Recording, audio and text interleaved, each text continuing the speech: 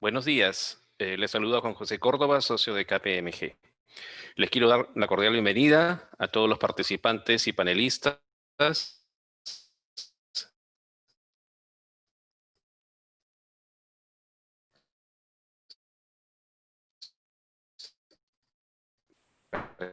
que sean bienvenidos a este webinar sobre los principales impactos contables por el Instituto de los clientes de Seguro Minería.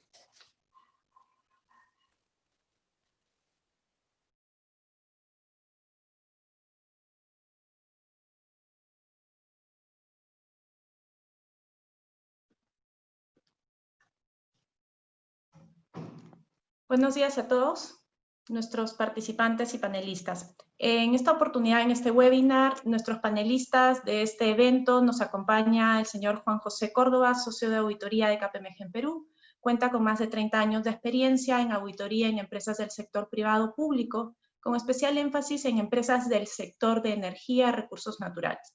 Es contador público colegiado en la Universidad Ricardo Palma. Es magíster en Administración de Empresas en la Escuela de Negocios de SADE, Barcelona, España. Forma parte como miembro activo de la Comisión de Auditoría de Contabilidad de la Sociedad Nacional de Energía, Minería y Petróleo. Juan Carlos Mejía, socio también de auditoría, cuenta con más de 24 años de experiencia profesional en diferentes sectores, con especial énfasis en minería, energía, gas, industrial, comercial, telecomunicaciones. Es magíster en Administración de Empresas de la Escuela de Negocios ESADE de Barcelona, España. Certificado internacional en NIF. Adicionalmente, es integrante de la Comisión de Auditoría y Contabilidad de la Sociedad Nacional de Minería, Petróleo y Energía. Roberto Casanova, socio de Tax and Legal. Roberto cuenta con más de 20 años de experiencia, de los cuales 7 son de experiencia en administración tributaria. Máster en tributación y política fiscal en la Universidad de Lima. Es magíster en administración de la Universidad Pacífico, Perú, egresado de SADE de la Escuela de Negocios. Y nos acompaña la señora Liliana Tsuboyama, abogada con 24 años de experiencia profesional, amplia trayectoria en la contratación de personal nacional y extranjero, asuntos migratorios, planificación salarial, asuntos laborales vinculados a operaciones, fusiones y adquisiciones. Es magíster en Derecho Empresarial por la Universidad de Lima, miembro de la Sociedad Nacional de Derecho de Trabajo y de Seguridad Social. Les agradecemos a todos nuestros participantes que las consultas que ustedes tengan las puedan realizar a través del Q&A de la sección del Zoom. Y asimismo les recordamos que esta sesión está siendo grabada y próximamente será compartida con todos nuestros clientes. Sean bienvenidos a este webinar y damos el inicio. Le doy pase a Juan José Córdoba, socio de auditoría. Juan José, adelante. Gracias, Milagritos. Si pudieras pasar, por favor, repasar rápidamente el índice. Básicamente vamos a dividir esta presentación en 4 etapas. Primero, la cronología de los hechos del COVID-19. Segundo, vamos a ver los potenciales impactos de la información financiera y en el control interno, ¿no? Algunas recomendaciones preliminares frente al COVID-19 y vamos a terminar la sesión con una ronda de preguntas. La siguiente, por favor.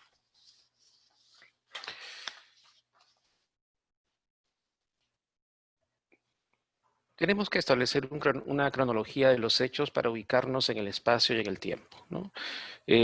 Todos los primeros casos identificados de COVID ocurrieron en China, en Wuhan, en China, hacia finales del año 2019. Esto quiere decir que coincidía con el periodo sobre el cual se presenta la información financiera el 31 de diciembre de 2019, ¿no? Un mes después, el 30 de enero del 2020, la Organización Mundial de la Salud declaró emergencia de salud pública esta pandemia, ¿no?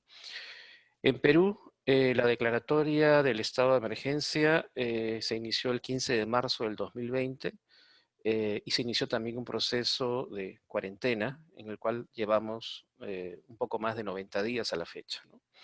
¿Qué implicó esta cuarentena? Bueno, restricciones de viaje, fronteras cerradas, una volatilidad de los mercados financieros, volatilidad en los precios de las materias primas o los commodities, una interrupción de la cadena de suministros global, cierre de algunas empresas, una serie de medidas restrictivas durante la cuarentena, un lanzamiento de apoyo de instituciones financieras, algunos créditos fiscales, incentivos, cambios en las operaciones comerciales sustancialmente porque se incentivó obviamente el uso del comercio electrónico. Y en general una serie de paquetes también de estímulos económicos, tales como Reactiva Perú, pagos o bonos por planillas, y en general condiciones que en algunos casos detonaron en cláusulas de fuerza mayor. A partir de mayo se inicia el proceso de reactivación establecido por el gobierno en 4 fases. Venimos actualmente, se completó la fase 1 en mayo del 2020, estamos iniciando la fase 2 en este mes y se espera que hasta finales de agosto se pueda completar la fase 4, ¿no? De una u otra forma, lo importante que hay que resaltar aquí es que todo esto es parte del año 2020 y al 31 de diciembre del 2020, que es el año que las empresas deben reportar su información financiera, comprende justamente todo el ámbito en el cual se ha desarrollado esta pandemia. La siguiente, por favor. ¿Y cómo se ve impactada la minería? Bueno, muchos factores, ¿no? En primer lugar, es importante resaltar que hay alrededor de 800.000 personas que trabajan en el sector minería, ¿no? La industria minera es la principal actividad económica del país, que representa el 60% de las exportaciones y el 10% del PBI, ¿no? Recordemos que el Perú es el segundo productor mundial de cobre y de plata, el sexto de oro, según información de Sinarmin. ¿Qué ocurrió durante el COVID, durante estos últimos meses? Bueno, en mayo del 2020 se inició una fase de reactivación, la fase 1 de reactivación económica, que incluyó la gran minería, la minería a tajo abierto, y en junio se inicia la fase 2, la cual incluye la gran minería subterránea y la mediana minería, ¿no? La reactivación de las operaciones mineras comprendidas en las fases 1 y 2 representa un aporte del 9% del PBI, ¿no? Importante es destacar también que según COMEX las exportaciones mineras han disminuido en un 18% en el periodo de enero a abril del 2020, comparado con el mismo periodo del año anterior. Las exportaciones cupríferas, nuestro principal recurso exportador, sumaron 513 millones en abril, cifra que representó una caída del 81%, del 61%, perdón, de acuerdo a la Sociedad Nacional de Minería, Petróleo y Energía, en comparación con el mismo periodo del año anterior. Y en general, digamos, algunas plantas tuvieron que cerrar sus operaciones durante abril y mayo para disminuir el contagio del COVID-19. ¿No? Como pueden apreciar en el cuadro a la derecha, hay una importante reducción en la producción de los volúmenes de metales básicos en el periodo de enero a abril. La siguiente, por favor. Definitivamente, como les comentábamos, los metales son commodities y el cobre y el oro, como pueden apreciar, han sufrido una variación importante. Bueno, el cobre disminuyó a niveles incluso de 220 centavos de dólar por libra en marzo y logró recuperarse hasta situarse en 262 centavos de dólar por libra al 12 de junio. En el caso del oro, sufre una tendencia contraria, porque obviamente es un activo de refugio, y pasó de 1.523 dólares por onza Troy a 1.730 dólares por onza Troy, ¿no? Esto es obviamente también es un resultado del efecto de la depreciación del dólar americano. La siguiente, por favor. Con relación a la plata, igual hubo una variación significativa de la cotización de la plata, de 17.9% dólares por onza Troy, pasó al 12 de junio a 17.5%, sin embargo tuvo una caída importante también hacia mediados de marzo del 2020. Y con relación al zinc, pasó de 103.4 centavos de dólar por libra al 1 de enero del 2020 a 90.3 al 12 de junio, ¿no? Como podrán apreciar, es una variación significativa e importante. Estos precios han venido recuperando durante el mes de mayo y es posible que también se sigan recuperando durante el mes de junio. La siguiente, por favor. Aquí lo importante es destacar que en general las exportaciones mineras, como pueden apreciar en el primer cuadro de la izquierda, durante el primer trimestre de este año sufrieron una disminución importante. Para el mes de marzo del 2020, estas se situaron en 1.347 millones de dólares. Y en general, el acumulado de disminución en comparación al año anterior fue de 9.6%, ¿no? En toneladas. En lo que respecta a inversiones en minería, estas disminuyeron en 19.7%, situándose en el periodo de enero a abril en 1.315 millones de dólares. Y esta disminución de 19.7% es comparativa con el año anterior, ¿no? Y definitivamente abajo pueden ver las variaciones de los principales inversiones a lo largo de los últimos, del periodo terminado el 30 de abril. Ahora quiero pasar la posta a Juan Carlos, quien nos va a comentar acerca de los riesgos del negocio. Juan Carlos. Sí, buenos días, Juan José. Buenos días, estimada audiencia. Muchas gracias por unirse a este webcast que estamos organizando.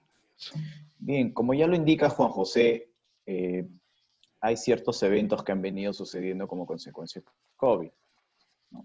Y lo que se vio, o una de las acciones que se tomaron fue paralización en las inversiones, ¿no? Esta paralización en inversiones y CAPEX, ¿qué afectó o a quiénes afectan? Tenemos que tener presente que en el sector de minería tenemos la minería preoperativa y la minería operativa. La preoperativa está más enfocada, como ustedes muy bien conocen, a la parte de exploración. Y al haber esta paralización de inversiones, la minería preoperativa es la que quizás, y estoy seguro, se ha visto la más afectada, ¿no? Afectando directamente a muchos proyectos, paralizando las actividades relacionadas a lo que vienen a ser las exploraciones. Por otro lado, lo que también tenemos es que lo que se pudo apreciar era el tema de las inmovilizaciones. Como consecuencia del COVID, hubo inmovilización y distanciamiento social, ¿sí? Vamos a ir viendo cómo estas actividades o estas acciones y consecuencias de COVID en el comportamiento de los negocios y de las operaciones ha tenido un impacto. Lo que podemos ver es que definitivamente los ingresos a nivel general se vieron afectados en un momento, ¿sí? Ya sea por una baja en producción. También tenemos el tema de la evaluación de deterioro, como mencioné inicialmente, lo que es el sector de las preoperativas están ante una evaluación de viabilidad de proyectos, o si es que esto se va a detener por 1 año, 2 años y después se retoman en la medida que se vuelvan a generar las inversiones o los niveles de inversión que se necesitan para sacar adelante estos proyectos, ¿sí? También tenemos otros factores como es la depreciación. Vamos a hablar un poco sobre lo que es, como mencionaba, el deterioro también en los activos financieros. Se puede estar enfrentando situaciones de refinanciamiento de deuda a largo plazo, revisar los acuerdos que se tenían, las condiciones de la deuda por el impacto en los covenants. El tema de arrendamientos o derechos de uso también se está viendo afectado. No se están usando algunos equipos, ya lo vamos a mencionar. Los pasivos laborales, las contingencias también por temas de bioseguridad, el relacionamiento con las comunidades, que también puede estar requiriendo nuevos acuerdos, nuevos convenios, y los temas de tecnología. Vamos a ir avanzando, por favor, Milagritos. Como mencionaba, vamos a hablar un poquito sobre el deterioro, ¿no? Empezamos por deterioro. Lo que la norma nos dice que primero tenemos que hacer una evaluación si existen indicadores, y creo que indicadores hoy sí existen. Tenemos que revisar si es que estos indicadores están relacionados a un activo específico el cual puede ser medido a su valor razonable, o si tenemos que hacer una medición a nivel de unidad generadora de efectivo. ¿Sí? Y a la hora que hagamos la revisión a nivel de unidad generadora de efectivo, vamos a ir viendo los siguientes factores que voy a ir mencionando. Adelante, Milagritos, por favor. Bien, como les mencionaba, el tema de la inmovilización y distanciamiento social, lo que llevó fue a todos a quedarse en casa, ¿no? Algunas compañías, en el caso de minería, el personal se encontraba en los campamentos, en las instalaciones, se quedaron ahí por la inmovilización, tuvieron que ampliar el plazo, los plazos de rotación que se tiene del personal quizás no se cumplieron, se tuvieron que quedar. Ello trajo consigo también algunos beneficios estímulos que había que darle al personal que se estaba quedando por un plazo mayor al esperado. Pero esos fueron los primeros días porque entendíamos que estábamos ante una situación de aislamiento, ¿sí? ¿Qué trajo como consecuencia? ¿Qué situación también observamos? El no movilizarse implicaba que la minería artesanal tampoco trabajara y por lo tanto sus labores de minado que hacen y de extracción de cuerpo mineralizado no se estaba desarrollando. ¿Cómo impacta esto? ¿Cómo ha venido impactando esto? Ustedes lo han visto, ¿no? Esto ha generado una menor cantidad en los niveles de producción en algunos casos, ¿no? ¿Por qué? Porque quizás no están recibiendo suministro de mineral de un socio estratégico como puede ser la minería artesanal. Entonces las plantas se están produciendo a menores niveles. El minado no tiene de repente la misma cantidad y el plan de minado se puede haber modificado, considerando también el efecto de precios, que muy bien indicaba Juan José, excepto por el oro que tuvo un alza, pero el resto de precios se ha venido un poquito a la baja y ya se está tratando de recuperar. Bueno, como consecuencia de esto, la capacidad normal de producción se ve afectada. Contablemente hablando, de acuerdo con la NIC 2, hay que revisar los efectos por no cumplir con la capacidad normal. Si bien es cierto, estos efectos no pueden ser atribuidos al costo de producción, sí van a estar mostrados en el costo de venta en una línea por separado, probablemente que muchos ya le vienen llamando efectos COVID, ¿no? Para ir controlando todo este tipo de costos o desembolsos que se vienen incurriendo. Esta situación lleva a que también las compañías lo que tengan que hacer es revisar su capacidad normal, recordando que la capacidad normal que dice la norma contable equivale en muchos casos al presupuesto de producción que se tenía para el año. Entonces, si bien es cierto, los primeros meses no se cumplían con la capacidad normal, a medida que viene avanzando el tiempo y ya estamos en junio, es muy probable que muchas compañías ya hayan actualizado sus presupuestos de producción y actualizado la capacidad normal para este año, con la finalidad de disminuir el impacto de estos costos indirectos fijos que venían afectando en los primeros meses.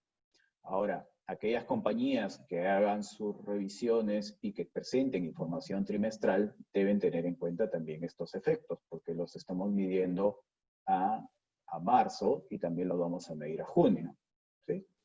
Pero entendería que para un septiembre quizás no tenga los mismos efectos que tuviste en un marzo, abril o mayo, ¿sí? Eso es como, si queremos tocar el tema principal de la capacidad normal que a muchas compañías les ha afectado. Otras compañías paralizaron totalmente actividades, ¿sí? Estas aún tienen un efecto aún mayor.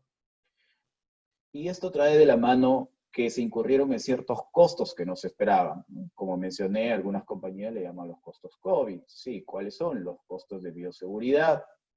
Ya Liliana nos va a comentar también un poco del tema de personal, ¿no? Los costos de bioseguridad, el test de COVID, ¿no? Que se tiene que hacer no solo al personal propio de la compañía minera, sino también a los contratistas. Y por ahí Roberto nos podrá comentar también el impacto tributario más adelante.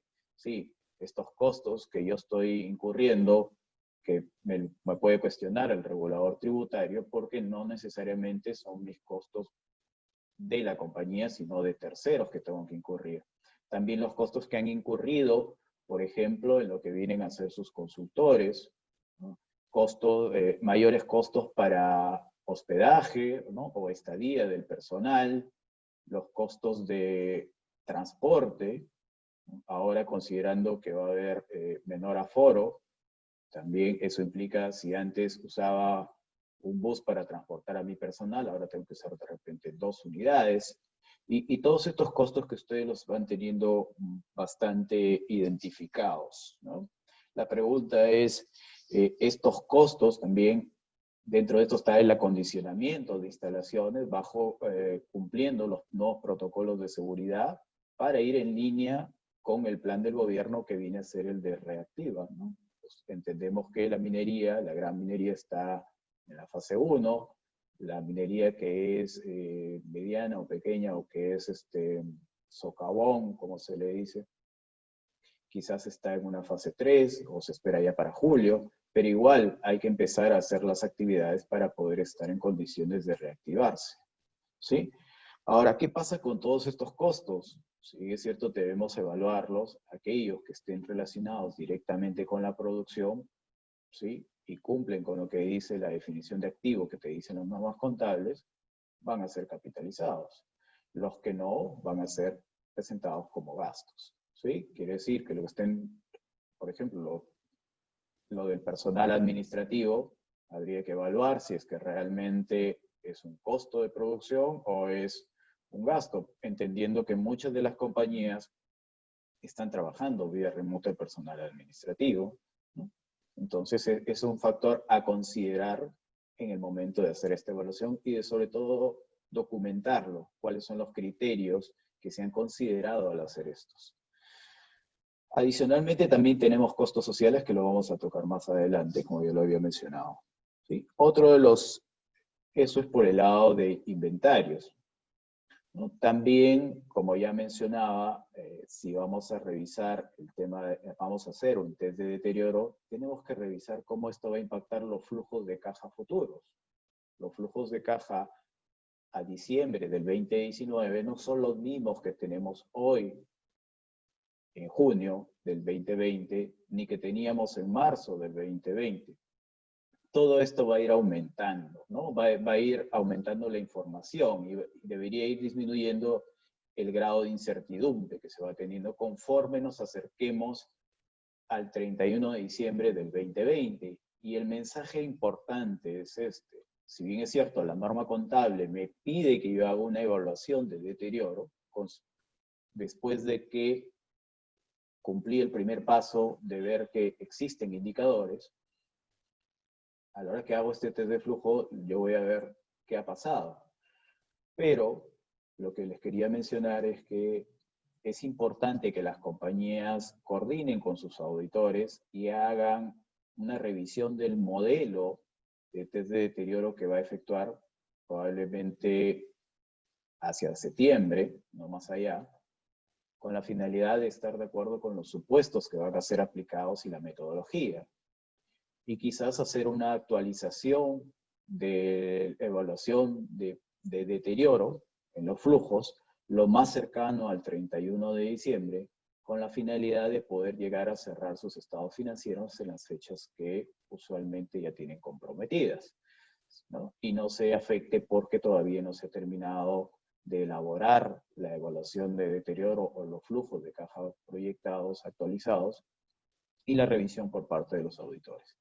Pero esto que está afectando, como bien se indica, y hemos venido viendo, el PBI cayó, los precios en algún momento cayeron, ahora se están recuperando, los niveles de producción también cayeron, entonces son factores que van a afectar definitivamente también la tasa de descuento que se tenía.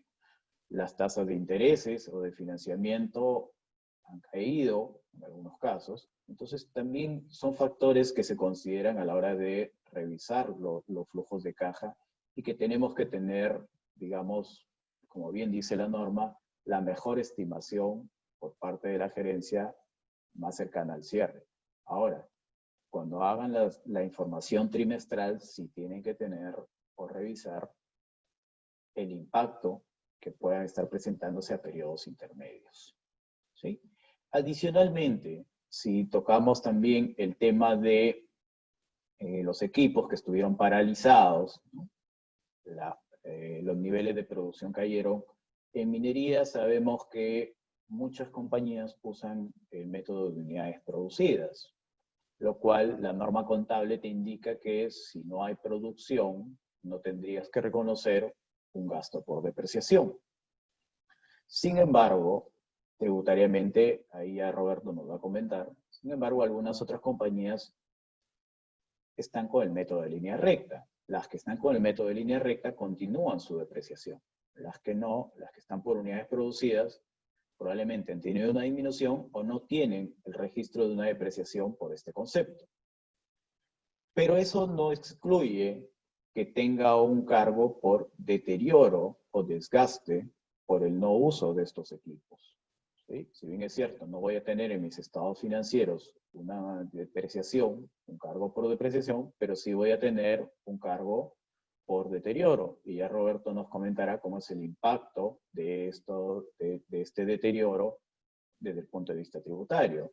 Lo que les puedo adelantar es que si no fuera aceptada tributariamente, esta estimación va a formar parte del cálculo del impuesto a la renta diferida. Y esto trae como consecuencia que a nivel de activos fijos, lo que se tenga que hacer es actualizar las vidas útiles, como ya se viene haciendo cada año y en cumplimiento de la NIC 16, la norma de activo fijo, la gerencia actualiza al cierre de cada año las vidas útiles y los valores residuales. ¿Y por qué hago referencia a esto?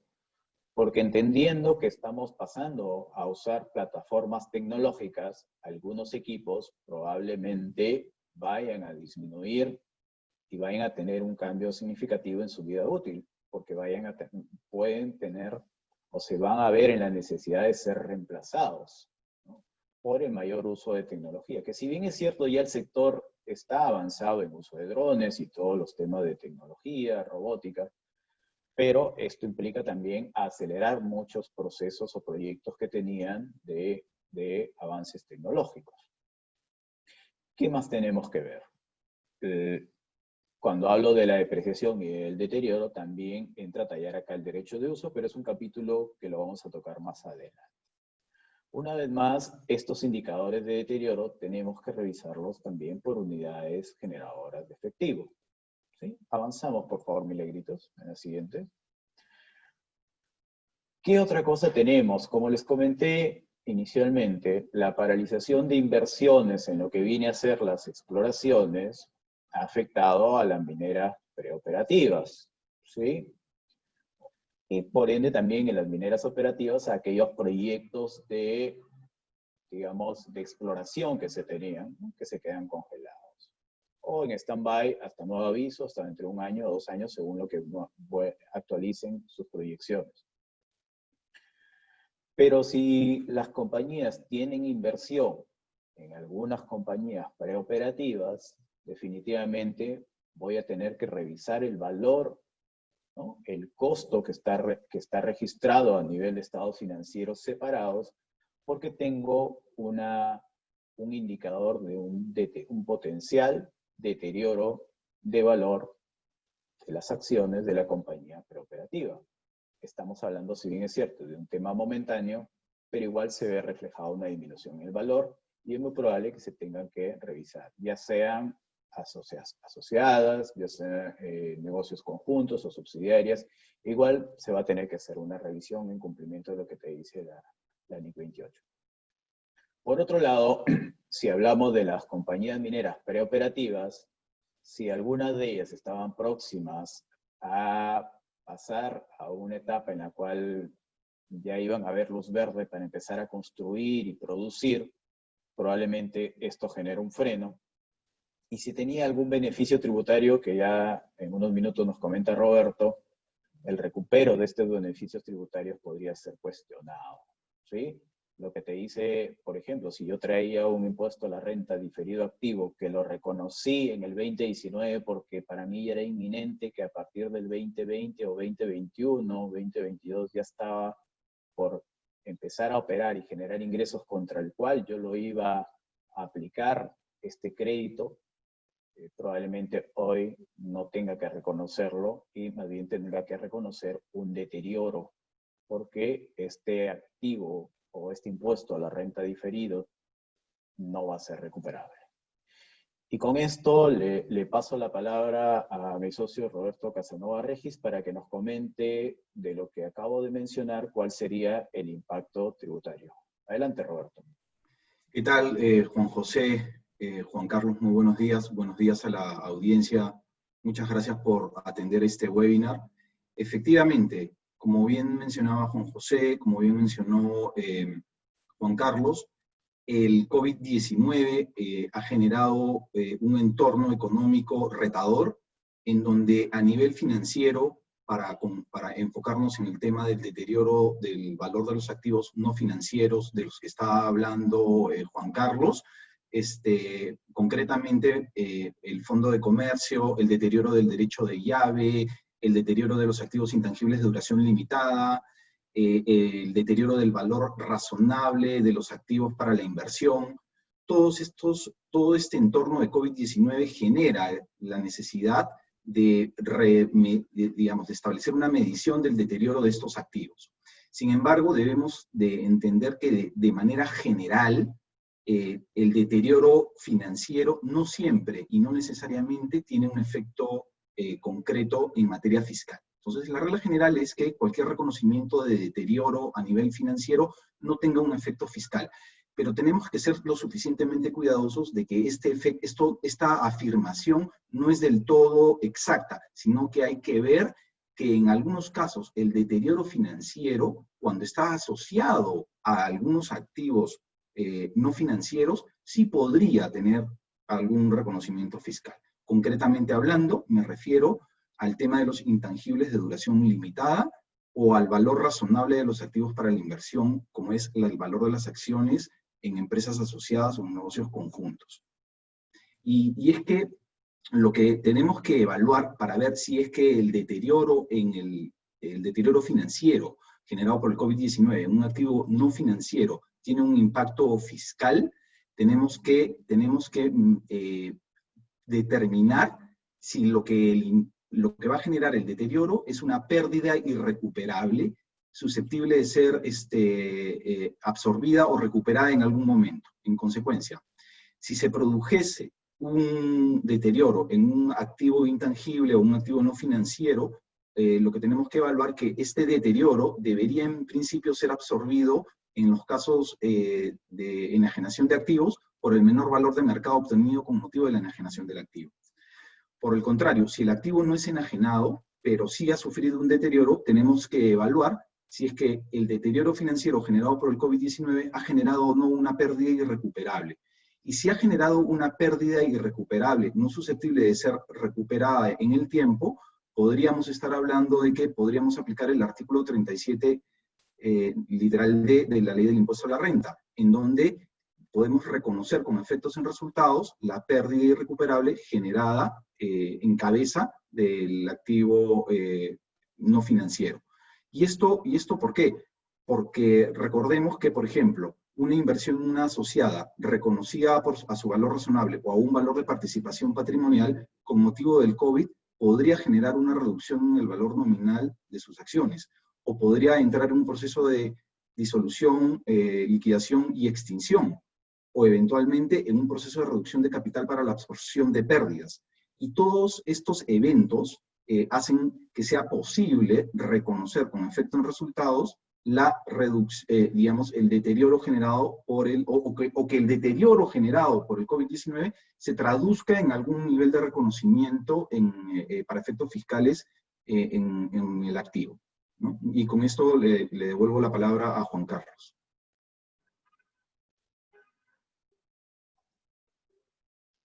Si me permites, Sí, Roberto, vamos Juan con Carlos, José. Roberto, gracias.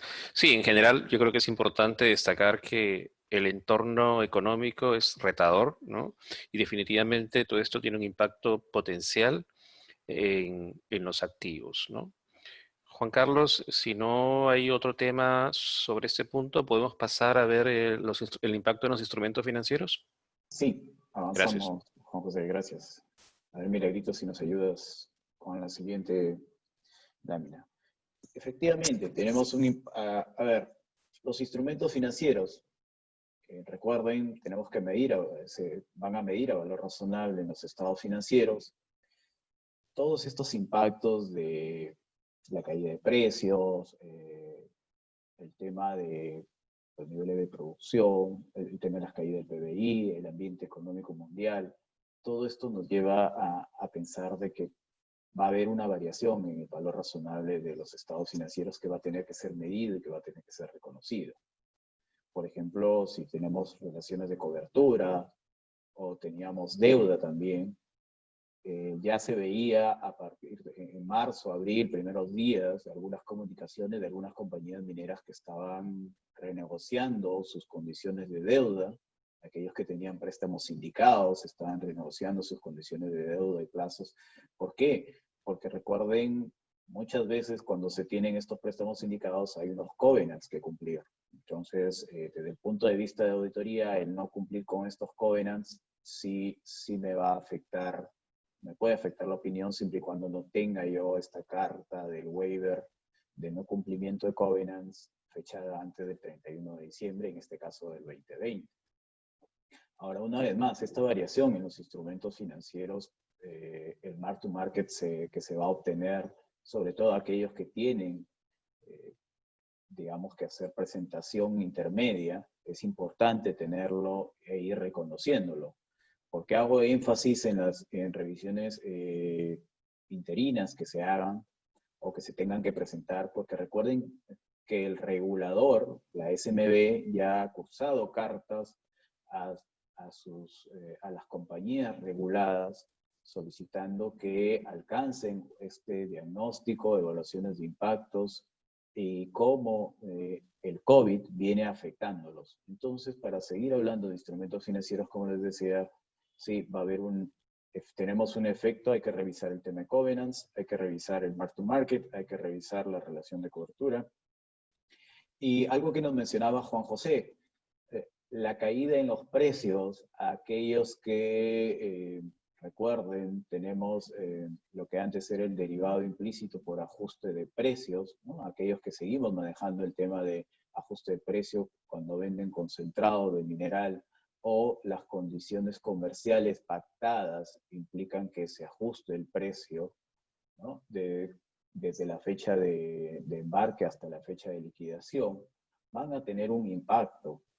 Esta caída de precios definitivamente ha generado un ajuste de precios negativos, como le digo, con excepción de oro que ha aumentado, pero los concentrados más son por cobre, zinc, y estos sí se han visto ligeramente afectados, ¿no? En la medida que el precio siga aumentando, estamos seguros que esto va a ir mejorando la posición de los ajustes de precios. Por otro lado, aquí comentar que todas estas revisiones tenemos que hacerlas con mucho cuidado y tenemos que documentar los supuestos que existen a la fecha de medición de estos efectos. ¿Sí? Le paso la palabra a Roberto para que nos comente el impacto tributario de estas situaciones.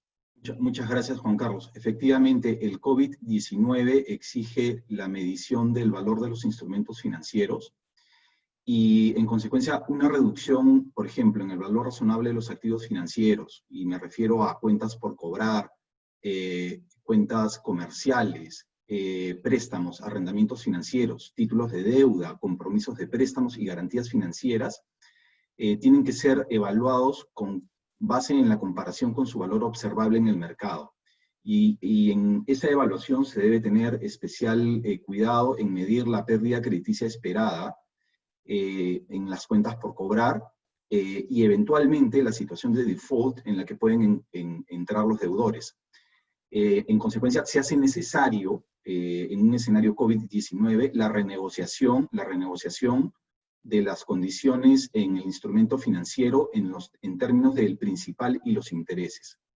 Y esta pérdida crediticia esperada o esta situación de default en la que pueden incurrir los deudores debe tener un impacto fiscal en el menor valor de mercado al que se obtenga por la enajenación del instrumento financiero, en caso se enajene, o alternativamente, en caso del instrumento financiero no sea objeto de enajenación, deberá reconocerse a través de una provisión de cobranza dudosa que cumpla con todos los requisitos exigidos para su deducción. En consecuencia, se debe medir o se debe evaluar adecuadamente los efectos fiscales de manera prospectiva, renegociando las condiciones del instrumento financiero en términos de la oportunidad del reconocimiento y la magnitud del ingreso gravado con el impuesto a la renta. Y esto tiene un efecto, como lo veremos más adelante, en los covenants. Y finalmente, hay que tener especial énfasis y cuidado en donde eventualmente el reconocimiento de esta pérdida crediticia esperada como una condonación total o parcial, debemos de tener en cuenta que eventualmente esta condonación total o parcial de una cuenta por cobrar o de un activo financiero del lado del acreedor generará una condonación que no sería susceptible de ser calificada como deducible, sino como una liberalidad, y que en consecuencia generará un ingreso gravado para efectos del impuesto a la renta. Y con esto le cedo la palabra a Juan José y a Juan Carlos. Gracias, Roberto. Sí, efectivamente, yo creo que lo importante aquí es, hay un impacto significativo en el valor razonable como consecuencia del COVID. Juan Carlos, siguiente tema, arrendamientos. Sí, sí, Juan José, gracias. Solo recordar un punto que se me pasó mencionarlo y es importantísimo. La tasa de descuento en la medición de los instrumentos financieros, como ya vamos a ver, y también en arrendamiento, no va a ser la misma que teníamos al 31 de diciembre del 2019, ¿no? Vamos a tener que estar muy atentos a los impactos que vienen como consecuencia de los aspectos económicos globales y regionales, ¿no? Para ver cómo nos va a afectar esta tasa de descuento, ¿sí? Entonces, pasando a lo que son los arrendamientos o lo que vienen a ser los derechos de uso, si bien es cierto, a ver, si nos ponemos a pensar la mayoría en la parte de lo que es administrativa, como les dije en un momento, por la inmovilización, todos nos quedamos en casa, estamos trabajando remotamente, nuestras oficinas están esperándonos, ¿no? Todos estamos contando los días para regresar, algunos, otros para no regresar. Ya nos sentimos cómodos con trabajando vía remota, pero esto lleva a que los contratos de arrendamientos que se tenían, las cuotas, se tienen que seguir pagando.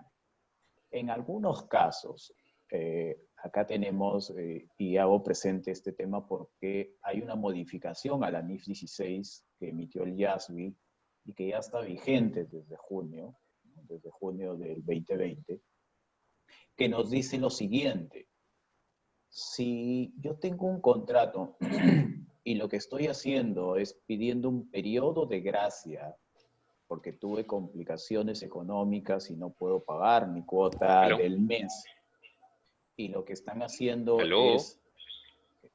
Perdón, un ratito. Juan José, creo que si puedes poner en mute tu... Bueno, como les mencionaba, si lo que estamos haciendo es una renegociación o pidiendo un periodo de gracia primero, en el cual nos perdonan no pagar 2 o 3 cuotas o 6 cuotas del año 2020, pero después esas cuotas no pagadas van a ser cargadas o van a ser compensadas con las próximas cuotas de todo el contrato que yo tengo, y finalmente no estoy cambiando el importe inicial pactado en este contrato, lo que me permite esta norma, y porque acá hay varios adicionales, y no hay otros cambios en las condiciones contractuales, simplemente un periodo de gracia, como mencionaba, por 3 a 6 meses, la norma en estos párrafos lo que me dice es que lo puedo seguir tratando como si fuera el contrato inicial. No existe un cambio como tal. Por otra parte, si lo que estoy haciendo es que me están condonando, me están concesionando, me están perdonando y no voy a pagar bajo ninguna condición 3 o 6 cuotas, y ese menor pago es material con relación al total del contrato, sí debo revisarlo como si fuera un nuevo contrato. Y esto es interesante porque en lo que es minería, si yo tenía equipos arrendados, ¿no? O bajo derecho de uso, como se le llama ahora, y estos se pagaban en función a las horas o trabajadas o kilometraje recorrido, en el caso de camionetas, si es que estas hubieran calificado como derecho de uso, y no han sido movilizadas y se han quedado estacionadas ahí. Esto es interesante. ¿Qué acuerdos tengo yo con el proveedor? Ojo, que acá también hay que tener en cuenta que en algunos casos estos proveedores pueden ser las comunidades, ¿no? O también algunos negocios que están cercanos a las compañías mineras, y aquí hay un tema más de relacionamiento social y que quizás por eso se ha acordado no hacer modificaciones en el pago de las cuotas de arrendamiento, pero eso es otro tema, ¿no? O sea, al no haber estos cambios, finalmente no me impacta esto de acá. Pero el mensaje es, si es que hay este cambio, como les mencionaba, y este es material, la norma lo que me pide es que tengo que medir nuevamente este contrato de arrendamiento. Juan Carlos, pero yo adopté la NIF 16 el 1 de enero del 2019, ya hice toda la medición, saqué una tasa de descuento, ¿no? Saqué una tasa incremental que le pedí al proveedor, o en todo caso yo pedí en ese momento al banco, a la institución financiera, que me dijera cuánto era el equivalente, y esa fue la tasa que usé para hacer el cálculo y mostrar mis impactos en los estados financieros al 31 de diciembre del 2019. Muy bien, a esa fecha lo hiciste muy bien. Pero si ahora hay estos cambios, como les digo, si cumplimos con esta condición, se mantiene el cálculo que habías hecho con la tasa que habías efectuado, porque te están dando simplemente un periodo de gracia y finalmente vas a pagar lo mismo. Ojo, no vas a tener desembolsos, pero el pasivo lo sigues reconociendo tal cual. Pero si te han perdonado cuotas y son significativas, tienes que medir nuevamente el contrato. Quiere decir que vas a medir nuevamente el activo y el pasivo a esta fecha, y se hace a la fecha en la cual tú tienes el acuerdo. Tú puedes haber venido hablando desde fines de marzo, abril, pero recién hoy, el 19 de junio, te pones de acuerdo en que va a haber un periodo una condonación de deuda. En este momento es que haces la evaluación y dices si yo tengo que medir nuevamente o no ese arrendamiento. Y vamos a ir por el escenario de que sí, es un cambio y tengo que medirlo nuevamente. Entonces, al 19 de junio, haces nuevamente la medición. ¿Cuánto es el nuevo activo y cuánto es el nuevo pasivo del contrato? ¿No? Activo o pasivo por derecho de uso. Vas a revisar nuevamente cuál es la tasa incremental. ¿Por qué? Porque la tasa que tenías antes eran con otras condiciones. Hoy las tasas de los bancos o de las instituciones financieras pueden haber bajado. Y una menor tasa implica un mayor pasivo, ¿no? Y esto es una estimación que ya Roberto también nos va a indicar, ¿no? Al incrementar esta estimación, cuál es el efecto tributario. En muchos casos, recuerden que ya teníamos un efecto en el impuesto a la renta diferido por derechos de uso, que principalmente estaba dado por la estimación de este pasivo, y va a tener que ser actualizado. ¿Ya? Eso es con respecto a la parte de los cambios que puedas tener contractualmente. Ahora, acá hay un factor muy importante que Roberto también nos va a mencionar, que en algunos casos los contratos tenían una cláusula que hacía en referencia a una frase de fuerza mayor. Roberto nos va a explicar un poquito más eso. Pero, entonces, cuando estamos hablando de los arrendamientos o los derechos de uso, tenemos que revisar, como les mencionaba también, el tema si es que hay algún deterioro. ¿Hay algún deterioro? ¿No hay algún deterioro? Estamos cambiando los plazos qué es lo que va a pasar con estos arrendamientos, ¿no? Por otro lado, si en algún momento tuviéramos un subsidio, tendríamos que ver si es que este subsidio que pudiera brindar el gobierno, si es que lo llegara a hacer, este subsidio tiene que ser evaluado si es que lo vamos a tratar bajo la NIF 16 o lo vamos a tratar bajo la NIF 20, que ya vamos a mencionar más adelante, ¿sí? Eso es por mi parte con respecto a arrendamientos, ¿no? O derechos de uso. Y le cedo la palabra a Roberto para que nos comente por ahí los impactos tributarios. Adelante, Roberto. Muchas gracias, Juan Carlos. Efectivamente, los contratos de arrendamiento son un rubro importante en el sector minero y, en consecuencia, lo que corresponde es analizarlo desde dos perspectivas, desde la condición de los arrendadores o desde la perspectiva de los arrendatarios. De manera general, los arrendadores deben aplicar la NIF 9 y reconocer la pérdida crediticia esperada, salvo que se genere una modificación en las cláusulas del contrato. Modificación que puede ser prospectiva o retrospectiva. ¿Y por qué digo esto? Porque del lado del arrendador, el arrendador de manera general cumple su prestación o cumple la prestación a su cargo con la sola cesión del bien o del activo objeto de arrendamiento. Y en consecuencia, una vez que se satisface la cesión del activo a favor del arrendatario, el arrendador tiene todo el derecho de poder cobrar la merced conductiva o el arrendamiento por la cesión del activo. Y en consecuencia, si el COVID-19 genera, y de hecho es así, califica como un evento de fuerza mayor, este evento de fuerza mayor no deberá reconocerse en resultados, sino solo a través de la provisión de cobranza dudosa. ¿Y esto por qué? Porque lo que debe operar en el contrato de arrendamiento necesariamente es una modificación prospectiva o retroactiva del contrato de arrendamiento para que esta modificación tenga efectos en el nivel del reconocimiento de ingresos en cabeza del arrendador. Por otro lado, cuando miramos el contrato desde la perspectiva del arrendatario, tenemos que ver que los arrendatarios deben de medir de nuevo sus pasivos aplicando la tasa de descuento revisada. Y esto es importante porque en la medición de estos nuevos pasivos por arrendamiento a través de la aplicación de la tasa de descuento revisada, recordemos que los arrendatarios bajo escenario NIF 16 deben de reconocer un derecho de uso. Y este derecho de uso, como forma parte del valor de los activos netos, va a impactar necesariamente para efectos fiscales en la base imponible del ITAM. Entonces, la reducción de los pasivos por arrendamiento, en principio, no debería reconocerse en resultados para efectos fiscales, salvo que arrendador y arrendatario lleguen a un acuerdo que implique la modificación prospectiva o retrospectiva del contrato de arrendamiento. Y aquí hay que tener especial cuidado. ¿Y por qué digo esto?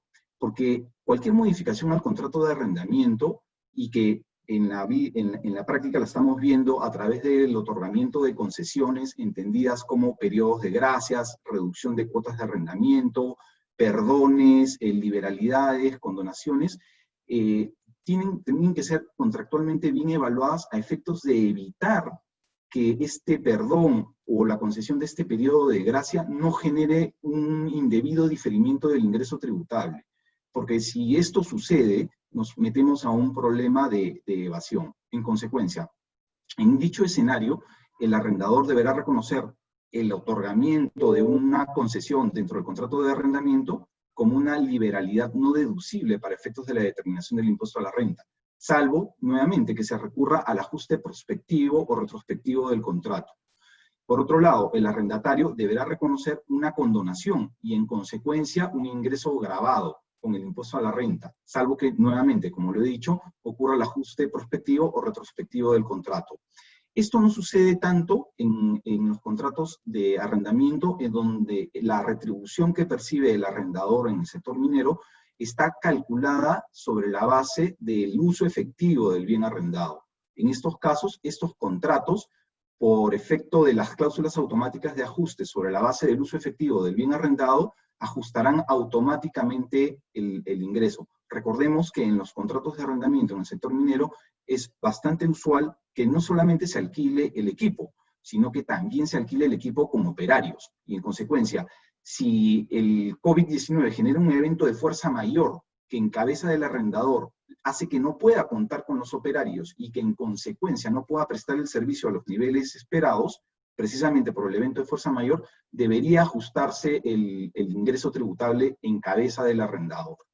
Por el contrario, en cabeza del arrendatario, el evento de fuerza mayor impide la adecuada explotación o la total explotación del activo cedido a su máxima capacidad, con lo cual se genera un desaprovechamiento del activo arrendado. Sin embargo, eso no elimina la obligación de tener que pagar la merced conductiva a favor del arrendador, salvo que existe esta cláusula de ajuste automático. ¿Por qué? Porque el evento de fuerza mayor no está afectando, digamos, o la retribución del arrendador en el contrato de arrendamiento no está directamente asociada a la capacidad o a la posibilidad del arrendatario de poder llevar al máximo la explotación del activo cedido. Con esto le cedo la palabra a Juan José y a Juan Carlos.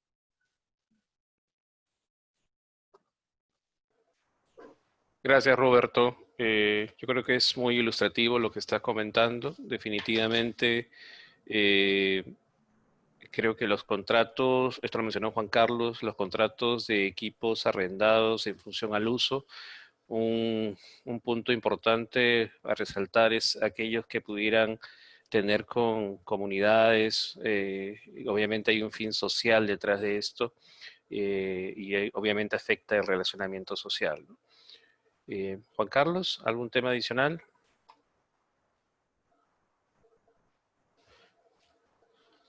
Perdón, sí.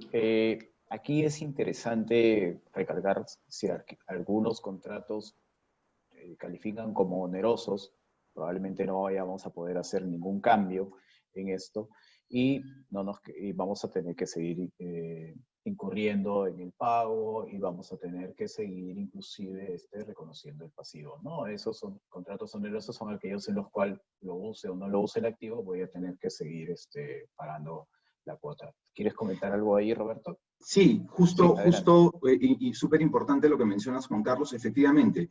Fíjense que en estos casos, eventualmente, el contrato de arrendamiento puede convertirse en cabeza del arrendatario, cesionario digamos, del activo objeto de arrendamiento en un contrato oneroso, en donde el arrendatario se ve obligado a seguir pagando el arrendamiento al arrendador, pero sin embargo está imposibilitado de usar la máxima capacidad del activo cedido.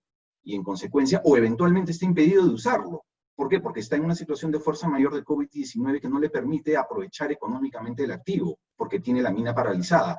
Y en consecuencia va a venir los cuestionamientos de la administración tributaria a la deducción de esa cuota de arrendamiento, porque precisamente dentro del COVID-19, ¿no es cierto?, yo no estaba en posibilidad de utilizar económicamente ese activo para la generación de rentas gravadas. Pero entonces aquí lo que hay que defender es que la existencia del evento de fuerza mayor es un evento que no es imputable al arrendatario y que en consecuencia está perfectamente habilitado a deducir en esos supuestos la totalidad de la cuota por arrendamiento. Gracias, Roberto. Juan Carlos. Roberto, continuamos con el siguiente tema, subvenciones y temas laborales, por favor. Sí. Lo que en relación a las subvenciones debemos de tener en cuenta y que las subvenciones, y así lo estamos viendo a lo largo de la experiencia en todo el mundo, tienen diversa naturaleza, ¿no es cierto? Entonces, el establecimiento de subsidios o de ayudas públicas pueden venir de diversas formas. Y lo que tenemos que evaluar concretamente es que la contabilidad de las ayudas del gobierno depende, como lo he dicho, de la naturaleza de estas. Podemos estar hablando de subvenciones, podemos estar hablando de préstamos, de beneficios fiscales, de garantías, de ingresos. Y entonces, de manera general, para efectos financieros, las subvenciones se deben de reconocer con la misma naturaleza del rubro que están destinados a compensar en el balance. Y aquí hay que medirlo, ¿y cuál es el correlato fiscal de esto? El correlato es que hay que ver cuál es la partida que la medida de subsidio o ayuda pública está reemplazando y tendremos que darle el tratamiento fiscal que corresponde a esa partida. Entonces, lo que tenemos que tener en cuenta es que podría darse el caso de que si el subsidio o ayuda pública incide sobre algún atributo fiscal, y me refiero a un elemento del gasto o del costo de la empresa minera, podría generarse la necesidad de tener que reconocer un ingreso gravado con el impuesto a la renta. ¿Por qué? Porque, por algún lado, el elemento subsidiado, el elemento ayudado con esta ayuda pública, es un atributo fiscal que en la forma de gasto y costo no es asumido por la compañía, sino que es asumido por el Estado, ¿no es cierto? Sin embargo, acá hay que tener especial cuidado en relación a las normas que establecen la forma del subsidio o de la ayuda pública, porque no porque una partida del balance con efecto en el PL tributario, que tiene la forma de atributo fiscal de gasto o costo, es subsidiada, necesariamente va a acarrear el reconocimiento de un ingreso gravado. Lo que tenemos que ver es si es que este ingreso califica o no como renta agravada. Y de manera general, por lo menos en los subsidios que ha venido concediendo el gobierno, específicamente, por ejemplo, el subsidio de planilla, vemos pues que el subsidio de la planilla es reemplazado en un 35% para aquellos trabajadores que no superan los 1.500 soles de salario bruto mensual en la planilla de la empresa. Y en consecuencia, ese subsidio no inhabilita la deducción del costo por planilla, ni tampoco debería gatillar un evento gravado. Porque si bien es cierto, la compañía está teniendo un ingreso, ese ingreso no califica como renta. Y eso es lo que se tiene que evaluar caso por caso sobre los efectos del subsidio y cuál es su naturaleza y cómo es que éste se comporta para efectos financieros y fiscales, para poderle dar un tratamiento o identificar cuál es su tratamiento tributario y financiero de manera consistente. Y con esto cedo nuevamente la palabra a Juan José y a Juan Carlos. Sí, vamos con Liliana. Liliana, ¿quieres mencionar Sí, vamos algo? con Lili, para que nos Gracias, comente los temas laborales. Gracias, Lili, adelante. gracias, Juan José. Gracias, Roberto. Buenos días con todos. Bueno, en esta oportunidad lo que me toca a mí es exponerles sobre los principales aspectos que se han venido dando en este contexto de la cuarentena, que ha creado una especie de legislación para varios temas, pero especialmente una legislación COVID destinado a los aspectos laborales.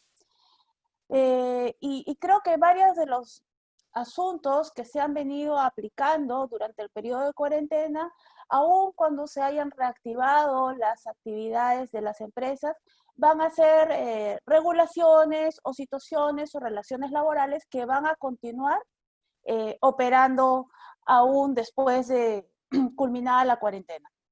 Veamos, en primer lugar tenemos que las empresas o han venido otorgando licencia con goce de haber compensable a su personal por disposición del gobierno, o de otro lado, estas personas se encuentran prestando los servicios desde sus domicilios, entonces están aplicándoles a ellos el régimen de trabajo remoto.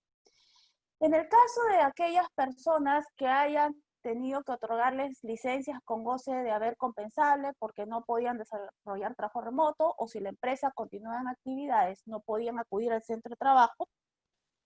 En este caso, la situación que se genera es ver cómo es que el empleador va a compensar esa licencia que ha sido otorgada, ¿no? Entonces es muy importante ver cómo es que se ha llegado o se puede llegar a un acuerdo con los trabajadores respecto de compensar esa licencia. La norma respectiva no ha hecho ninguna limitación sobre los alcances de esta compensación, con lo cual consideramos que esta compensación podría abarcar vacaciones futuras, podría abarcar el pago de beneficios futuros o lo que las partes pudieran acordar en su momento, ¿no? Pero es muy importante llegar a este tipo de acuerdo. A falta de acuerdo, esta compensación pues se tendrá que realizar contra horas de trabajo, que en el campo del sector minero habrá que ser muy cuidadoso en los cálculos de la hora de trabajo, toda vez que el sector minero, en la mayoría de los casos, para los trabajadores que brindan sus servicios en campo, son sujetos a jornadas acumulativas, que todo está bien ordenado en ciclos por años, por lo que si se va a hacer una compensación contra horas de trabajo, habría pues que calcular bien estos ciclos, ¿no?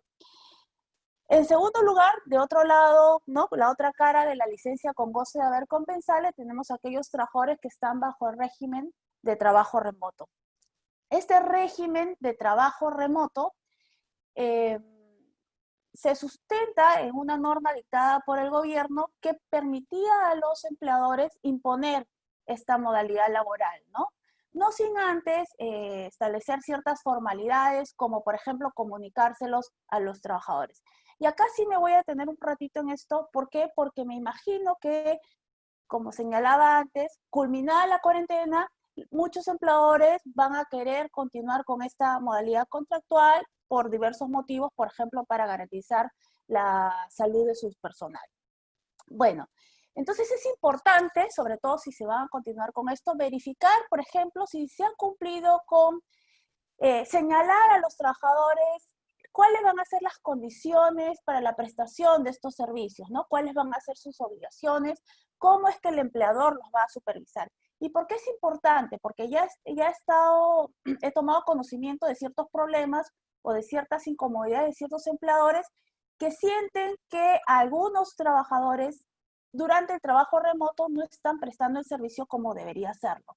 Entonces, para poder exigir posteriormente esa prestación de servicios adecuada, es conveniente pues que previamente se le hayan establecido las pautas para la prestación de los servicios bajo la modalidad de trabajo remoto. No solo eso, sino que se puede establecer una jornada en la cual el trabajador debe estar a disposición del empleador y una jornada que de repente puede flexibilizarse también, considerando que de repente el trabajador tiene ciertos compromisos en casa, como ayudar a los hijos en las tareas virtuales, ¿no? Pero que dependiendo del acuerdo al que lleguen las partes o del criterio del empleador, podría flexibilizar esta jornada.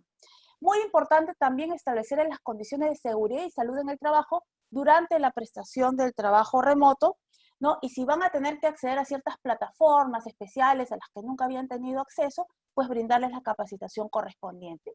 Importante también que el trabajador asuma un deber de confidencialidad respecto a las informaciones que va a tener a cargo dentro de su domicilio, que son de propiedad o de interés de la empresa. Entonces esa información debe estar de alguna manera resguardada y protegida también por el empleador.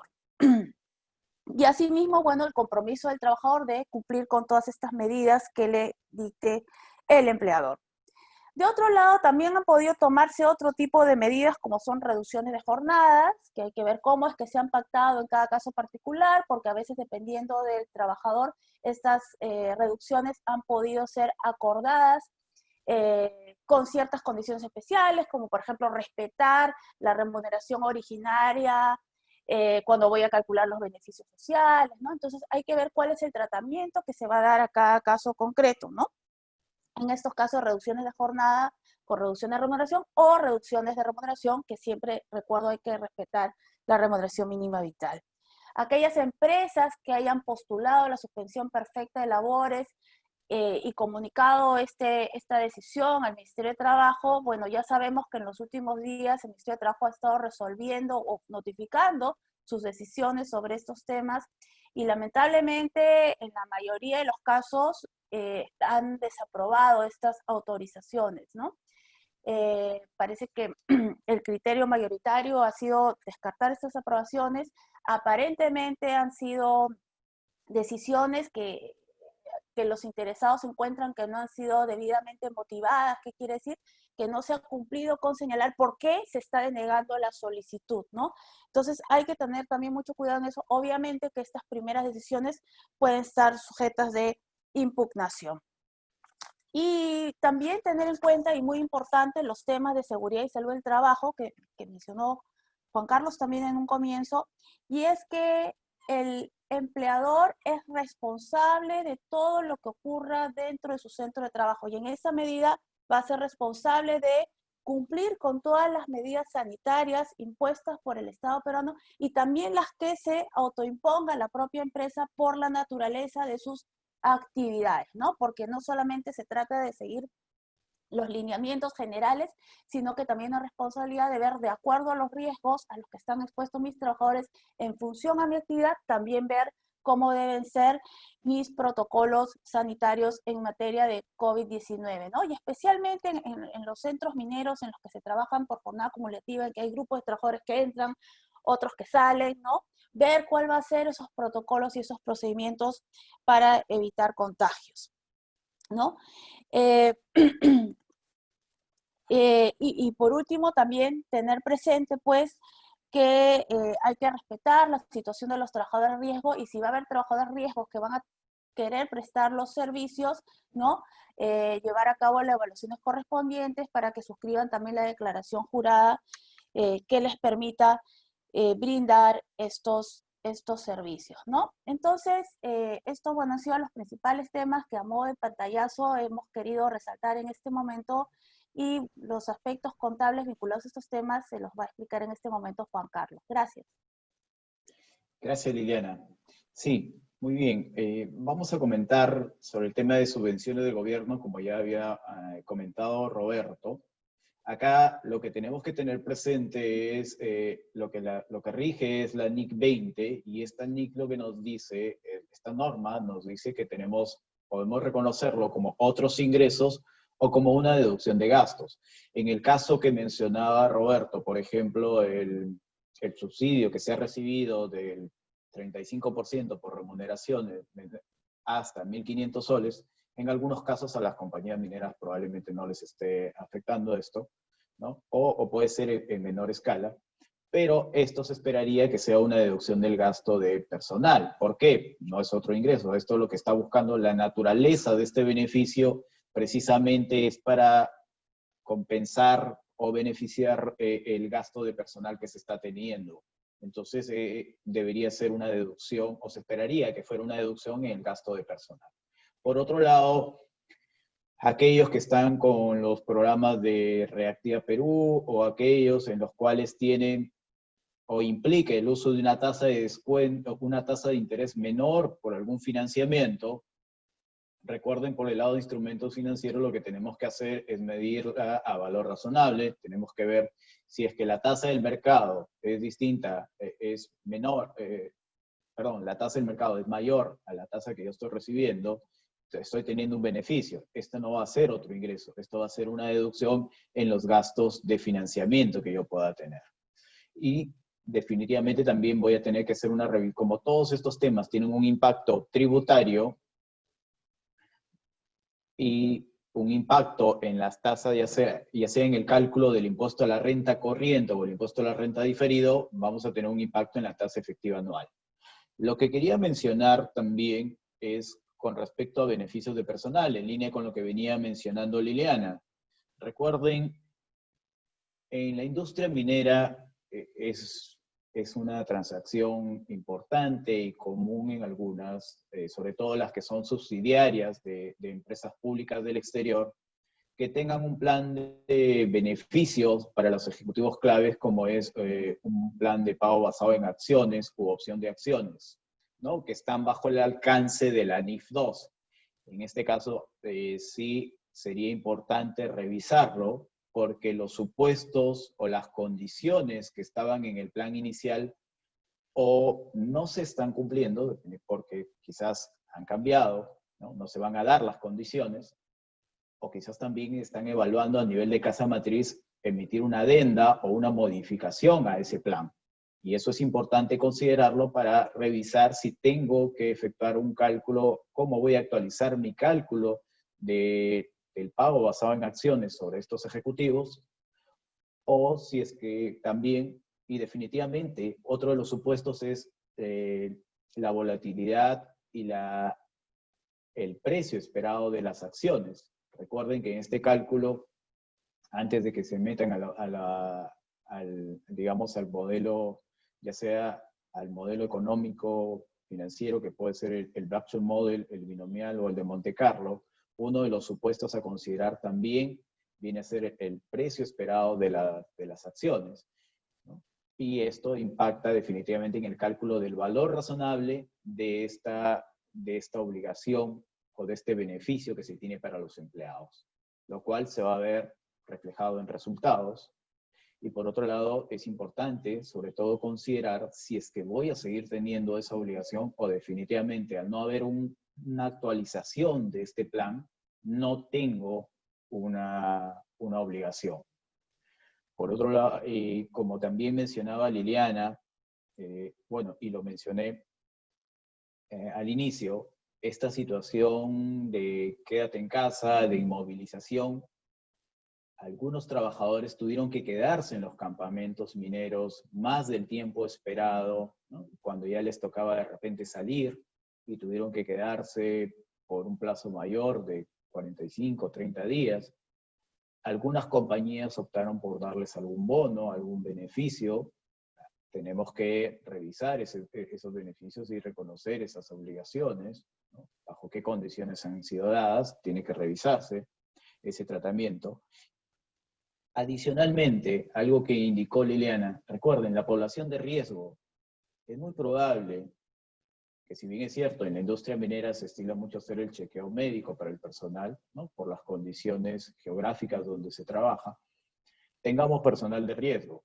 Y este personal de riesgo tiene información clave o información valiosa porque tiene años de experiencia, tiene conocimiento acumulado, tienen especializaciones, y para nosotros es un activo importante para la compañía.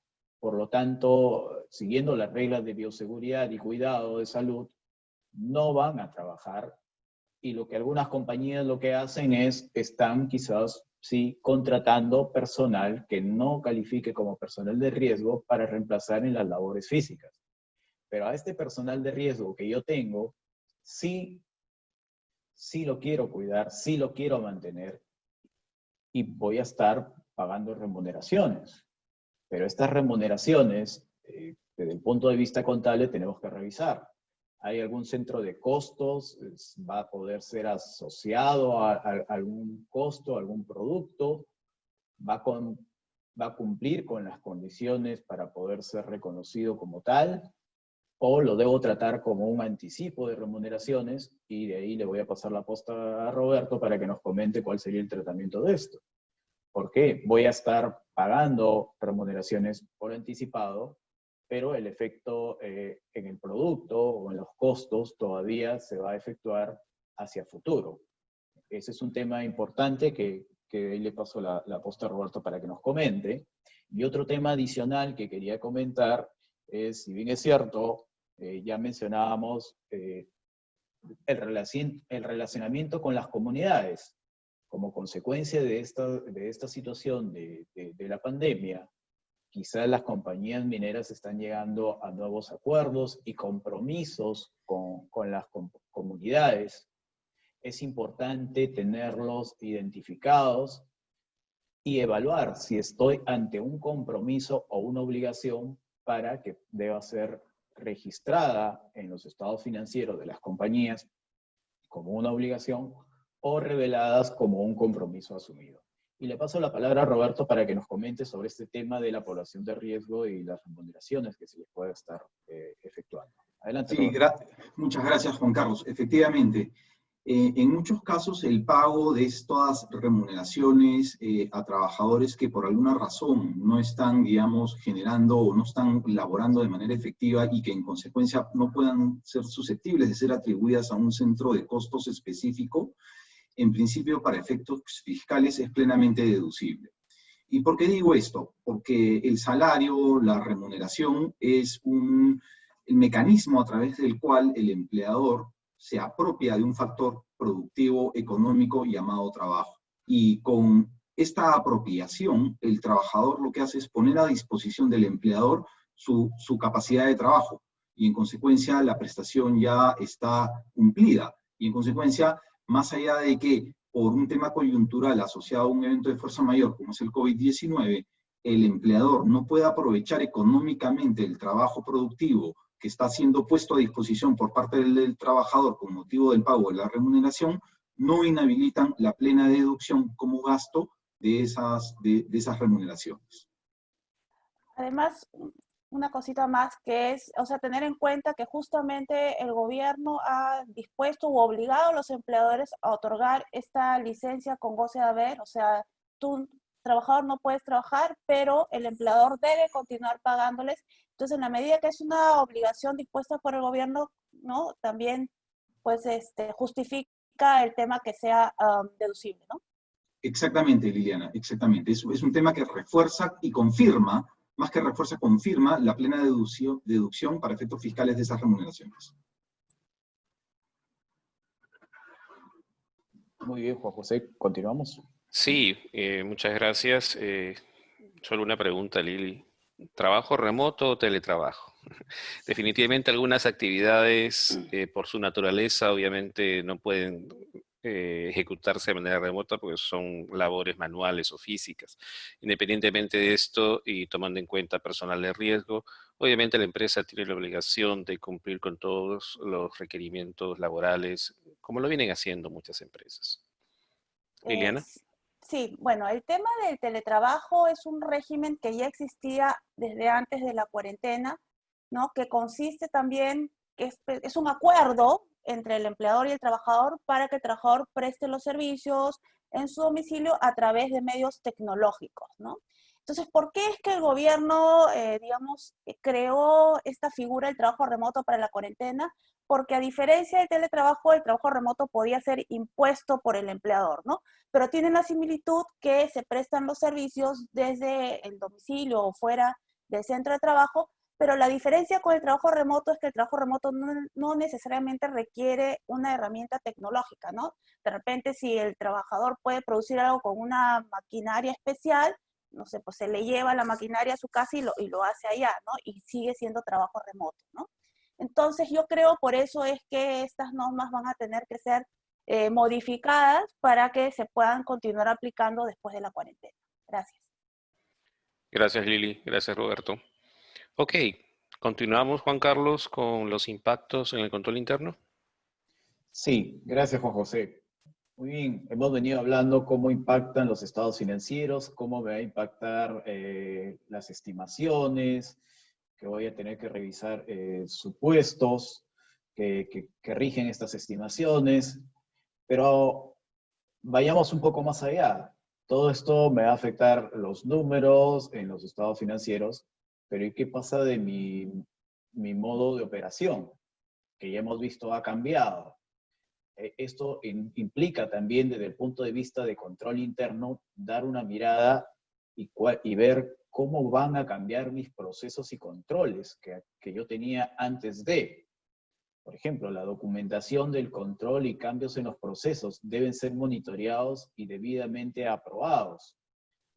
¿Cuál es la implicancia en segregación de funciones? Tengo que agregar nuevos procesos, revisar la segregación de funciones. Por ahí puedo haber dado, como bien dice el siguiente punto, los accesos al sistema y el control de privilegios de usuarios. ¿Qué sucede? Por la emergencia se puede haber creado algún superusuario que tiene atributos ahora de aprobar actividades y quizás también tenía el atributo de ingresar información y se puede dar que el que ingresa también lo aprueba, pero quizás fue por un tema de emergencia, pero todos estos temas de emergencia deben ser documentados y traqueados o monitoreados para evitar cualquier tema de exposición a fraude, ¿no? Involuntario. Puede ser que sin querer hayamos dejado la ventana y la puerta abierta y por suerte nadie la cruzó, pero debemos documentar para no olvidar, como bien se indica, en algún momento cuando se vuelva a la normalidad, retirar estos accesos o estos privilegios que se brindaron por la temporada de emergencia. Los formatos de la documentación, muchos que eran documentos o revisiones manuales por la misma necesidad, como bien lo menciona Liliana, por el trabajo remoto o teletrabajo, hemos entrado a plataformas digitales, virtuales, ¿qué va a pasar? ¿Cómo va a ser la evidencia de revisión? ¿Vamos a entrar a las firmas digitales? ¿Vamos a entrar a ese proceso? ¿Bajo qué condiciones y desde qué momento? Tenemos que documentar cuáles van a ser los nuevos formatos, quizás formatos electrónicos, que ya veníamos teniendo, pero vamos a tener que implementar algunos adicionales. Sobre todo la retención de la evidencia, ¿no? Una vez de que se regrese o se vuelva a la nueva normalidad, toda la evidencia del trabajo efectuado en esta temporada debemos también tenerla bien sustentada, ¿no? Sobre todo nuestros manuales, nuestros procesos, ¿qué está cambiando? Avancemos, por favor, Milagritos. Puntos de atención, para ir resumiendo un poco qué es lo que tengo que pensar en el control interno. La frecuencia de controles se vieron afectadas, tuvo que generar nuevos controles, cambiar la frecuencia, los controles de acceso remoto. Recordemos que estamos usando plataformas virtuales, más tecnología, entonces, y estamos en acceso remoto. Los controles, cuáles son los firewalls que tengo, todas las medidas de seguridad tecnológica que tengo, ¿no? Para evitar el cibercrimen y cualquier tema de fraude electrónico. Revisar también los controles, como bien decía, de bioseguridad, ¿no? Porque estamos más expuestos. Mejorar las evaluaciones, las autoevaluaciones internas. ¿Mis procesos son los mismos? No son los mismos. ¿Qué cambió? ¿Qué varió? ¿Eso qué implica? Tengo que actualizar, tengo que documentar y actualizar el proceso, porque estoy ante una nueva normalidad, si queremos llamarlo así. Entonces tenemos que evaluar cuáles son estos cambios en los controles. Antes era, como bien mencionaba en algún momento, la frecuencia del control, o si era un control manual, ahora va a ser automático, y tengo que, automatizado, y tengo que documentarlo. ¿Para qué? Para que mi control interno y la documentación de mi control interno refleje esta nueva forma de operar que tengo, ¿no? ¿Qué pasa con la revelación de incidentes que yo pueda tener? Hay algunos incidentes que tengo que traquearlos. ¿Por qué se dieron? ¿Cuál fue la causa? ¿No? ¿Cómo lo atendí? Evitar que se vuelva a repetir. Después, todo esto nos trae lecciones que debemos aprender y ver cómo mi negocio va a ir adaptando estas nuevas lecciones aprendidas para poder mejorar y desempeñarme en esta nueva normalidad. Por otro lado, hay que hacer una evaluación de los riesgos que se tienen del negocio. No son los mismos, como mencionábamos, y bueno, en algún momento se ha visto, no es en el caso de minería, pero si cambian algunos modelos de negocio o la forma como yo venía operando previamente, eso implica que hay que evaluar de nuevo los riesgos. Ahora tenemos riesgo de tesorería, ¿no? Todos quieren cuidar la caja y estamos viendo cómo manejamos también estos riesgos, ¿no? Entonces, el mensaje es ese por el lado de control interno, y le cedo la palabra a Juan José para continuar con la presentación. Gracias, Juan Carlos. Sí, bueno, efectivamente los retos en el control interno implican nuevos desafíos, digamos, en un ambiente remoto, ¿no?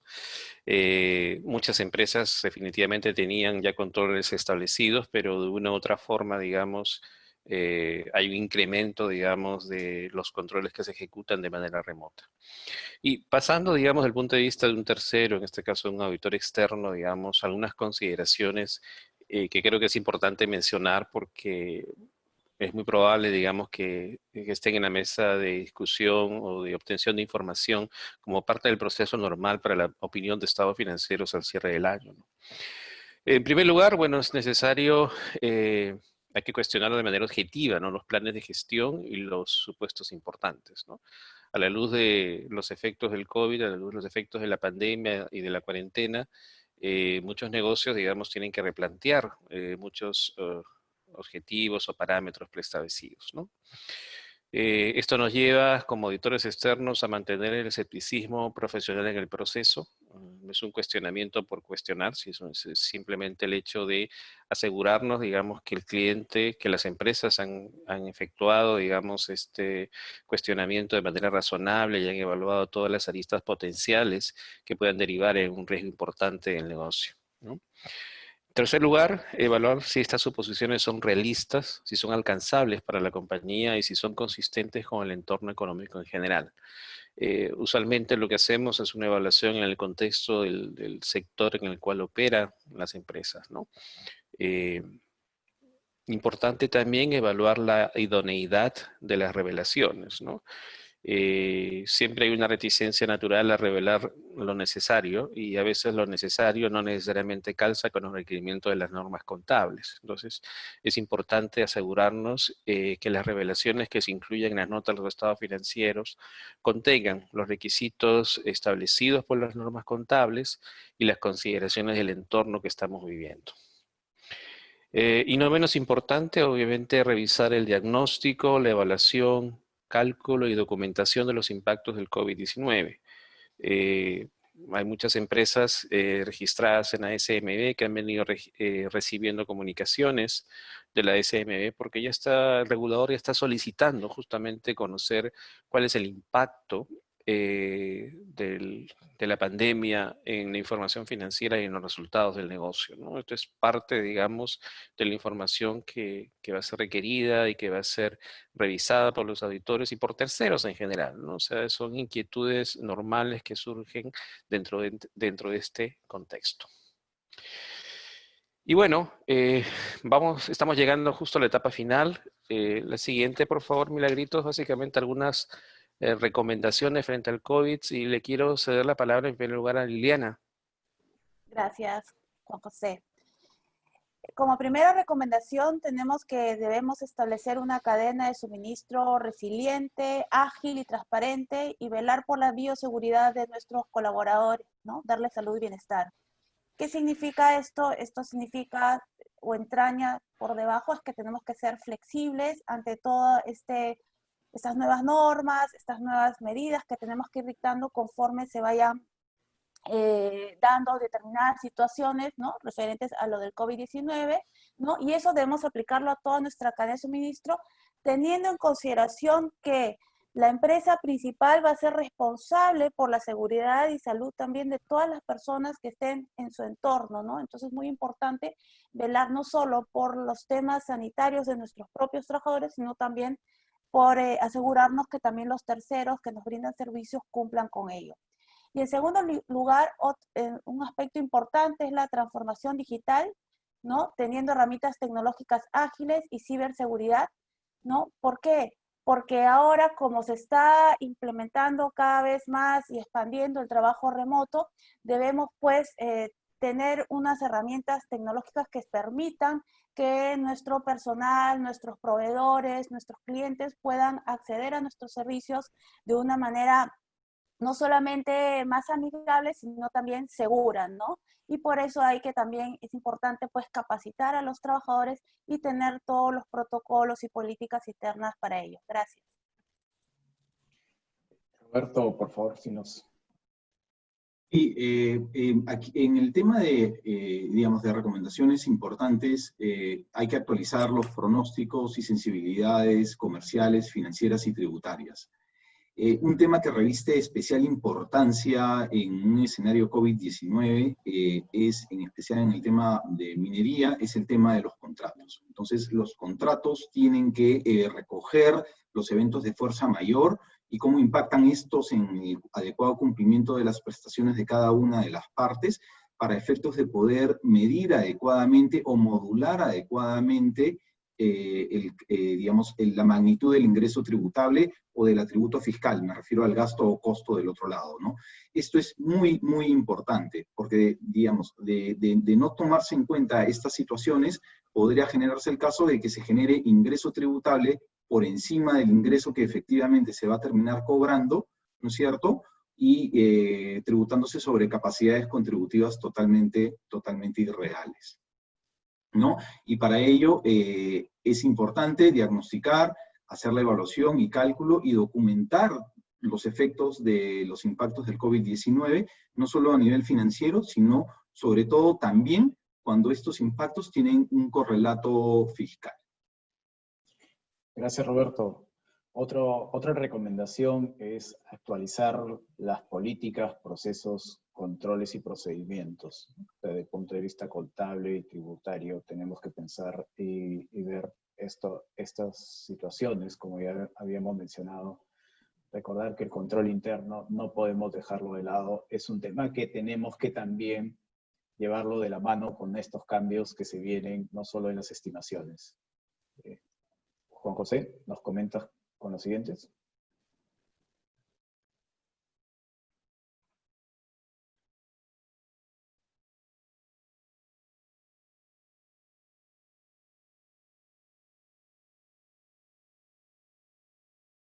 Juan José, estás en mute. Perdón, ahora sí. Sí. Importante comentar el tema de evaluar las condiciones o eventos, el principio de negocio en marcha, ¿no? Asegurarnos la continuidad del negocio.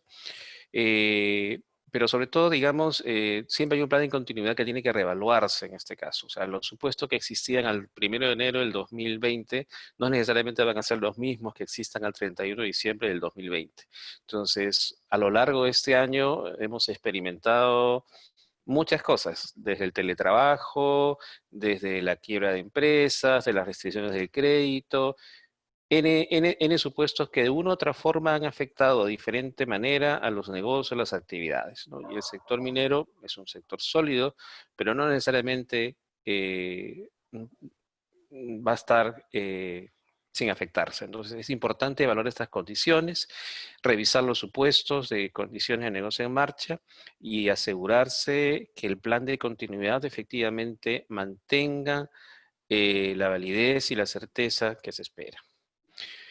Y en tal sentido, el último punto, importante resaltar que hay que actualizar todo lo que son juicios, supuestos, es decir, todas las estimaciones, porque de una u otra forma, digamos, esto tiene un impacto en la presentación de la información financiera, ¿no? Los supuestos varían en función a las condiciones del mercado, las condiciones existentes, en este caso de una pandemia, de una cuarentena y una situación económica difícil, digamos, en el entorno. Entonces, y obviamente esto tiene un impacto también en los covenants o el cumplimiento de covenants. Si se requiere alguna autorización o un waiver, digamos, tiene que tramitarse con la debida anticipación. Entonces, todo esto, digamos, tiene un impacto significativo en la presentación de la información financiera. Ok, bueno, estas son algunas de nuestras recomendaciones que hemos identificado y ahora, digamos, pasamos a la sesión de preguntas. Milagritos, ¿nos ayudas, por favor? Sí. Bueno, en la sección de Q&A hay algunas preguntas. Voy a pasar a formularlas, ¿sí?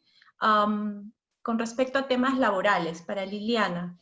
Lo referente a la compensación de horas, cuando estas las queremos compensar por horas extras en esta coyuntura, ¿existe una reticencia de los sindicatos que consideran que la equivalencia no es igual? Por favor, ¿cuál es su comentario respecto a este asunto? Gracias, Milagritos. Bueno, el tema de la compensación de horas extras, siempre con horas extras con horas de descanso, por ejemplo, siempre ha tenido un cuestionamiento porque la norma no hace distinción, ¿no? Simplemente permite compensar el trabajo de sobretiempo, esa cantidad hecha en trabajo de sobretiempo, con un tiempo equivalente de descanso, ¿no? De manera similar. Acá en el caso de la licencia con goce de haber compensable lo mismo, ¿no? Lo que ha dispuesto el gobierno es que esta licencia se compensa posteriormente con horas de trabajo en función al tiempo que ha sido otorgado de licencia, ¿no? No es que si son horas extras se tenga que computar de manera distinta. Y eso va a tener que ser así, porque, por ejemplo, si las empresas no han llegado a un acuerdo con sus trabajadores, ¿no? Y se reanudan las actividades y la jornada regular son 8 horas diarias, para poder ir recuperando poco a poco esa licencia que previamente la empresa le otorgó, obviamente va a tener que quedarse un poco más allá de la jornada también, ¿no? Entonces, no existe, repito, ninguna norma que establezca que la hora extra deba ser compensada de manera distinta. Gracias. Muchas gracias, Liliana. Acá hay otra pregunta con respecto a inventarios. Juan Carlos, con respecto a la evaluación de inventarios, ¿cómo normalizar la evaluación para no capitalizar costos de ineficiencias, principalmente con costos fijos? ¿Cuál es tu comentario? A ver, lo que tenemos es que al no cumplir con la capacidad normal, lo que la norma me dice es que yo no lo debo capitalizar, yo debo reconocer como gasto estas ineficiencias, entre comillas, que se generaron por no cumplir la métrica de la capacidad normal.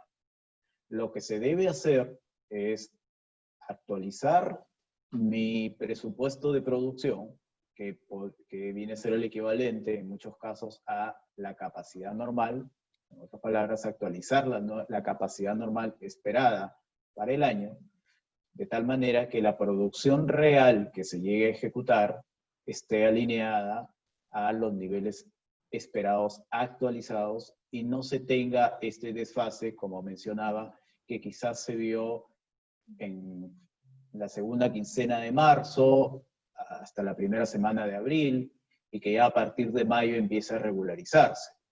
Pero si revisamos esto, mi capacidad normal del año no va a ser la misma.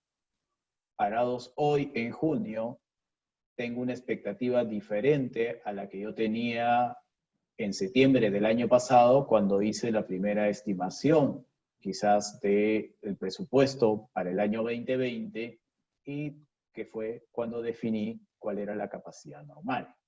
Entonces la respuesta viene por, es válido hacer una actualización de la capacidad normal considerando las condiciones que se dieron en este año que no son usuales, pero que sí amerita hacer esa revisión y esa actualización para que de esa forma se pueda seguir revisando y el efecto por no cumplir la capacidad normal de los costos indirectos fijos pueda ser menor.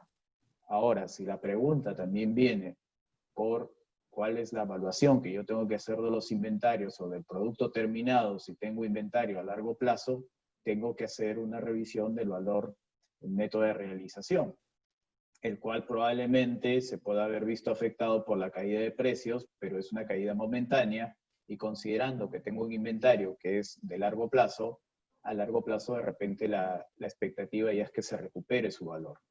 Pero sí se tiene que cumplir con hacer una revisión de la evaluación al valor neto de realización. Esa es la respuesta que puedo brindar. Muchas gracias, Juan Carlos. Pregunta del área laboral. Liliana, ¿qué implicancias podría tener si me niego a retornar a la oficina? ¿Me podrían enviar algún memo y por ende despedir? ¿Sería un despido arbitrario por no retornar a la oficina aunque siga realizando mi trabajo de modo remoto? ¿Cuál es tu comentario, Liliana? Gracias, Milagritos. Si es que la empresa ya reinicia sus actividades, el trabajador está en la obligación de retornar también al centro de trabajo. Recordemos que el trabajo remoto es una facultad que utilizó el empleador durante el periodo de emergencia o de cuarentena en la medida que el trabajador no podía acudir al centro de trabajo.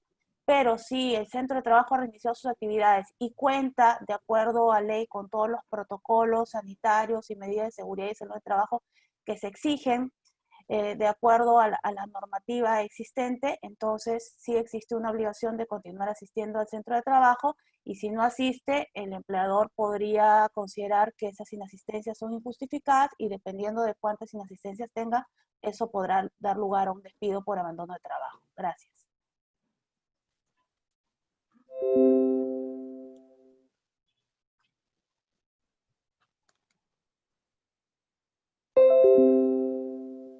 De acuerdo. Creo que no tenemos más preguntas. Muchas gracias a ustedes, Liliana, Roberto, Juan Carlos y a todos quienes nos están acompañando en este webinar. Muchas gracias a todos ustedes y esperamos contar con ustedes en los próximos eventos. Que tengan un buen día y un buen fin de semana y feliz Día del Padre a todos los que corresponde. Gracias. Gracias. Muchas gracias. Muchas gracias.